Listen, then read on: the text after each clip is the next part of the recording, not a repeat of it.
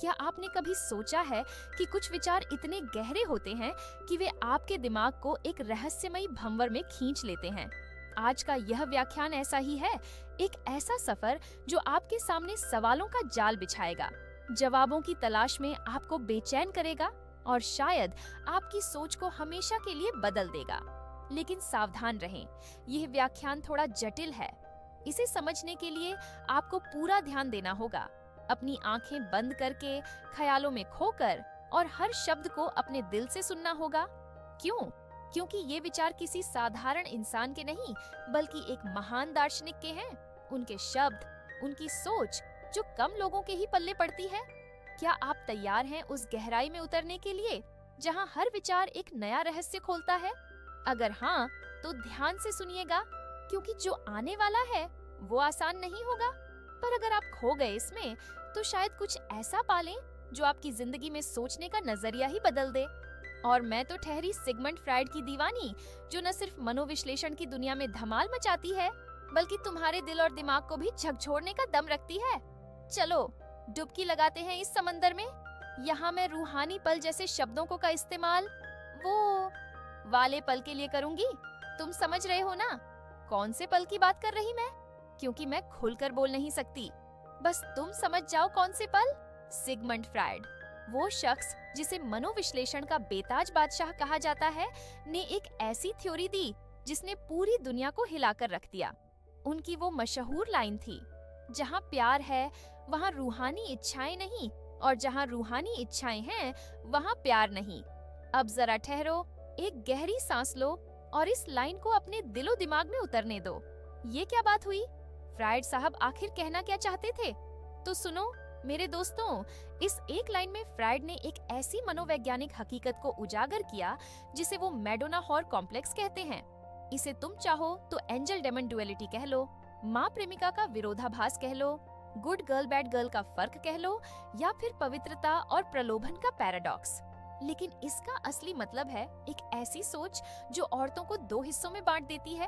एक वो जो पवित्र, शालीन और ममता की मूरत है, और दूसरी वो जो रूहानी इच्छाओं से भरी, बोल्ड और आजत ख्याल है।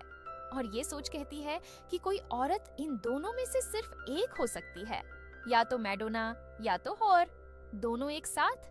ना बाबा ना, ये तो इस सोच के हिसाब से बिल्कुल नामुमकिन है। अब इस बात को और गहराई से समझो। इस कॉम्प्लेक्स में औरतों को दो कैटेगरीज में बांटा जाता है। पहली कैटेगरी है मैडोना। ये वो औरत है जिसे समाज पवित्र मानता है, वो जो ममता की मूरत है, जो बच्चों की देखभाल करती है, जो पत्नी बनने लायक है, जो हर नैतिकता और शालीनता का पैमाना है। उसे देखकर मर्दों के मन में इज्जत जागती है, प्यार उमड़ता है, और वो उसे अपने घर की लक्ष्मी, अपने बच्चों की माँ, अपने जीवन की रौनक के रूप में देखते हैं। वो ऐसी शख्सियत है जो घर को स्वर्ग बनाती है, जो हर जिम्मेदारी को बखूबी निभाती है, जो अपने परिवार के लिए हर कुर्बानी देने को तैयार रहती है। और दूसरी कैटेगरी है हॉर। ये वो औरत है जो अपनी रूहानी इच्छाओं को खुलकर जीती है। वो आत्मविश्वास से भरी है, अपनी जिंदगी अपने तरीके से जीती है, और समाज की नजरों में अक्सर बिगड़ी हुई मानी जाती है।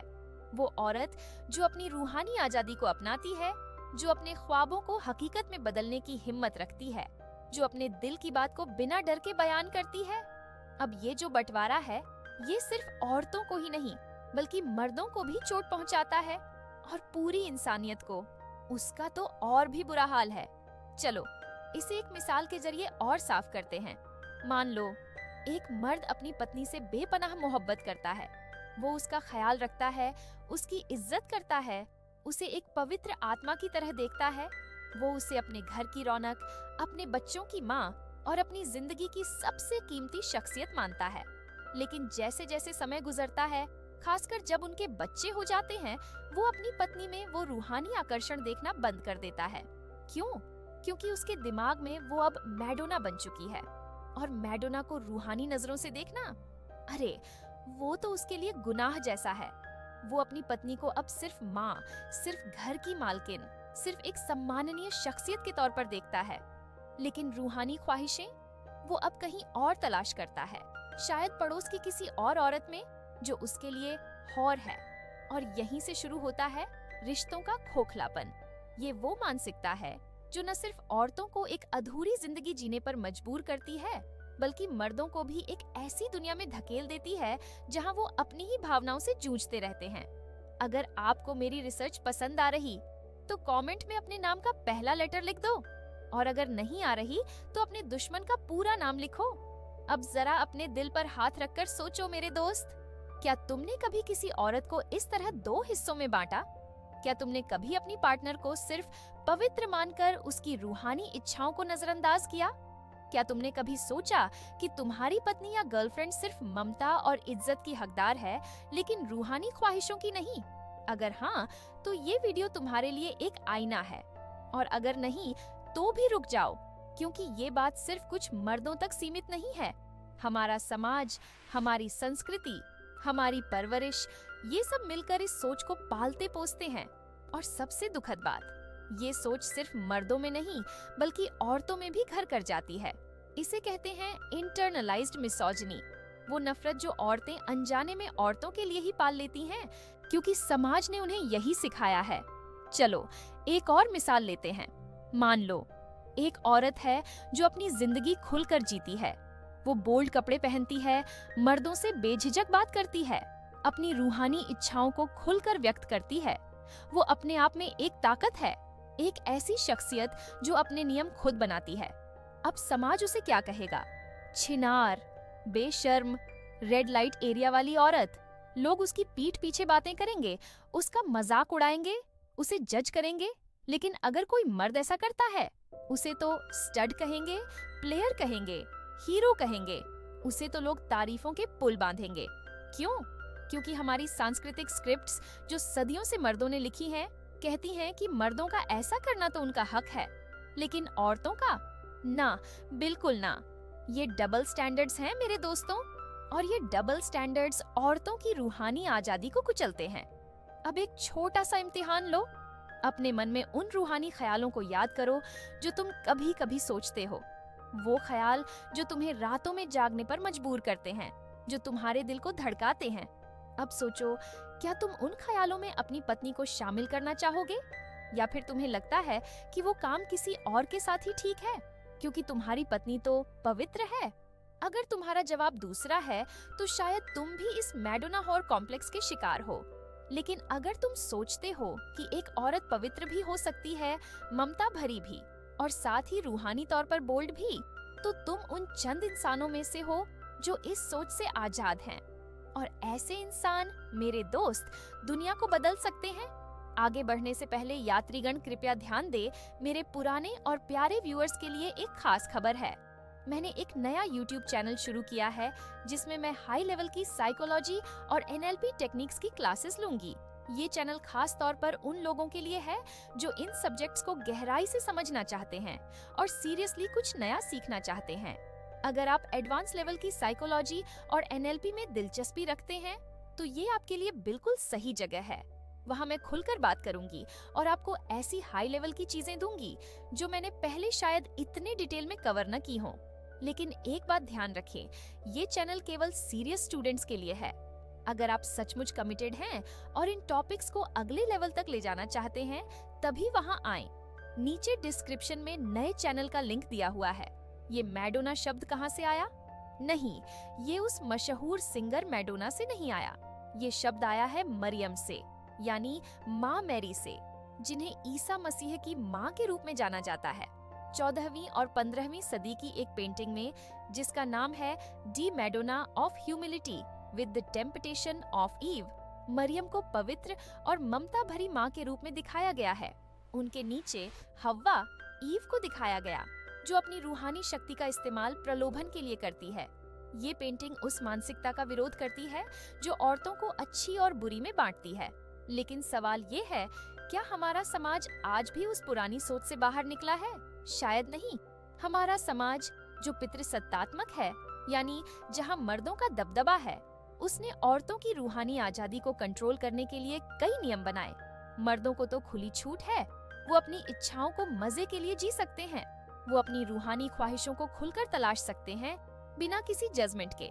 लेकिन औरतें, उन्हें सिर्फ रिलेशनल रूहानी पलों की इजाजत है, यानी सिर्फ पति के साथ, सिर्फ बच्चों के लिए। अगर कोई औरत अपनी रूहानी इच्छाओं को खुलकर जीती है, तो उसे तुरंत स्लट शेमिंग का सामना करना पड़ता है। उसे वैसी औरतों से जोड़ा जाता है जो समाज की नजरों में गिरी हुई हैं। लेकिन मर्दों के लिए, उनके लिए कोई गाली नहीं, कोई शर्मिंदगी नहीं। क्यों? क्योंकि ये नियम मर्दों ने बनाए हैं। अगर आपको मेरी रिसर्च पसंद आ रही, तो कमेंट में अपने नाम का पहला लेटर लिख दो, और अगर नहीं आ रही तो अपने दुश्मन का पूरा नाम लिखो। सोशियोलॉजिस्ट एमिली केन और मिमी शाफर की एक स्टडी कहती है कि औरतों का रूहानी आत्मविश्वास पुरुषों की सामाजिक सत्ता के लिए खतरा है। क्यों? क्योंकि मर्दों को डर है कि अगर औरतें अपनी रूहानी शक्ति का इस्तेमाल करेंगी तो वो उन्हें मात दे सकती हैं।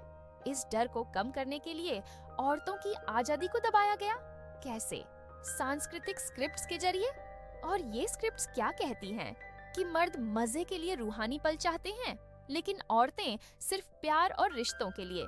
मर्द कैजुअल रिश्तों के पीछे भागते हैं और औरतें गेटकीपर्स होती हैं जो सिर्फ गंभीर रिश्तों को तरजीह देती हैं।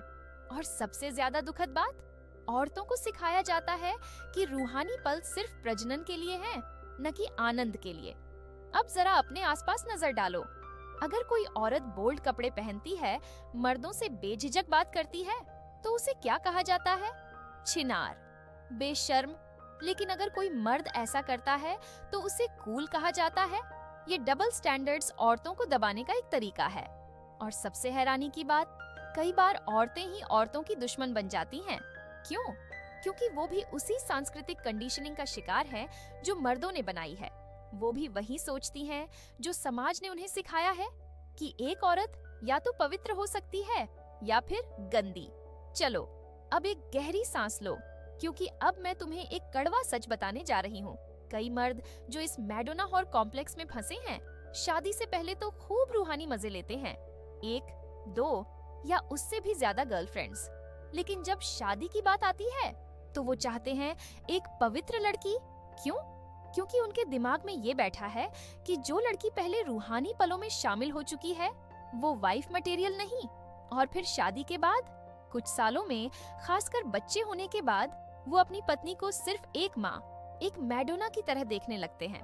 उनका रूहानी आकर्षण खो जाता है और फिर वो क्या करते हैं? पड़ोस की किसी और औरत को रूहानी नजरों से देखने लगते हैं, क्योंकि वो उनके लिए हौर है। अगर तुम एक औरत हो तो ऐसे मर्दों को पहचानने का तरीका मैं बताती हूँ। वो बाहर तो अपनी रूहानी इच्छाएं पूरी करने की कोशिश करेंगे, लेकिन अपनी पत्नी को कंट्रोल में रखेंगे। अगर कोई शादीशुदा मर्द तुमसे ज्यादा बात करने लगे, तुम्हारी तारीफ करने लगे और फिर रूहानी इशारे दे, तो उससे सीधा सवाल पूछो, अच्छा तुम तो बड़े आजाद ख्याल के हो, अपनी पत्नी को भी ये आजादी देते हो, उसे भी अपनी रूहानी इच्छाएं जीने का मौका देते हो। देखना वो क्या कहता है। ज्यादातर कहेंगे, अरे मेरी पत्नी तो बहुत पारंपरिक है, उसे ये सब पसंद नहीं। या फिर झूठ बोलेंगे कि हाँ मैंने तो उसे पूरी आजादी दे रखी है, लेकिन वो अपनी पत्नी को तुम्हारे सामने कभी नहीं लाएगा। क्यों? क्योंकि वो उसे मैडोना की तरह देखता है और तुम्हें हौर। ऐसे मर्दों से दूर रहो, क्योंकि वो न सिर्फ तुम्हारे लिए बल्कि अपनी पत्नी के लिए भी जहरीले हैं। अब एक और बात, ये मैडोना हौर कॉम्प्लेक्स सिर्फ मर्दों की सोच नहीं है, औरतें भी इसका शिकार हैं। वो अपनी आधी शख्सियत को दबा देती हैं, वो हिस्सा जो रूहानी इच्छाएं रखता है। क्यों? क्योंकि समाज उन्हें सम्मान तभी देता है जब वो पवित्र बनी रहे। लेकिन इसका नतीजा डिप्रेशन, तनाव, अधूरी जिंदगी। नेशनल फैमिली हेल्थ सर्वे के मुताबिक भारत में शादीशुदा औरतों में डिप्रेशन की शिकायत मर्दों से कहीं ज्यादा है। और सिर्फ रूहानी दमन ही इसका कारण नहीं, सामाजिक दबाव, घरेलू हिंसा, आजादी की कमी और मानसिक स्वास्थ्य को लेकर बदनामी, ये सब भी इसमें शामिल हैं। तो मेरे दोस्तों, अगर तुम इस सोच से बाहर निकलना चाहते हो तो समझ लो, एक औरत में मैडोना और हौर दोनों हो सकती हैं। वो प्यार करने वाली, जिम्मेदार, शालीन माँ हो सकती है और साथ ही अपनी रूहानी इच्छाओं को लेकर बोल्ड भी। दोनों क्वालिटीज एक ही इंसान में हो सकती हैं। और अगर कोई औरत अपनी रूहानी आजादी को जीती है और फिर भी अच्छी माँ या पत्नी नहीं बन पाती, तो इसका कारण उसकी रूहानी आजादी नहीं बल्कि कुछ और है। शायद वो अपनी भावनाओं को समझ नहीं पाई, शायद वो गलत रास्ते पर है, लेकिन उसे सिर्फ उसकी रूहानी इच्छाओं की वजह से जज करना, ये सरासर गलत है। ये बातचीत अभी अधूरी है। इस सीरीज में और भी बहुत कुछ आएगा। अगर ये बातें तुम्हें गुस्सा दिला रही हैं, तो मुझसे नाराज मत होना। सच हमेशा कड़वा होता है, लेकिन अगर तुम इसे समझ गए तो तुम एक बेहतर इंसान बन सकते हो, एक बेहतर समाज बना सकते हो। तो इस वीडियो को लाइक करो, कमेंट में अपनी राय बताओ, और हाँ, मेरे मोबाइल ऐप साइकोलॉजी प्रो को डाउनलोड करना न भूलो। वहाँ ढेर सारा प्रीमियम कंटेंट तुम्हारा इंतजार कर रहा है। और अगर तुम्हें मुझसे अपनी बातें शेयर करनी है तो डिस्क्रिप्शन में दिए नंबर पर मैसेज करो। लेकिन हाँ, थोड़ा सा खर्चा लगेगा। नीचे डिस्क्रिप्शन में नए चैनल का लिंक दिया हुआ है। तो चलो, अब अलविदा। लेकिन याद रखना, सच्चाई का सामना करने में हिम्मत चाहिए, और तुम में वो हिम्मत है। फिर मिलेंगे मेरे दोस्तों। तब तक अपनी सोच को आजाद रखो।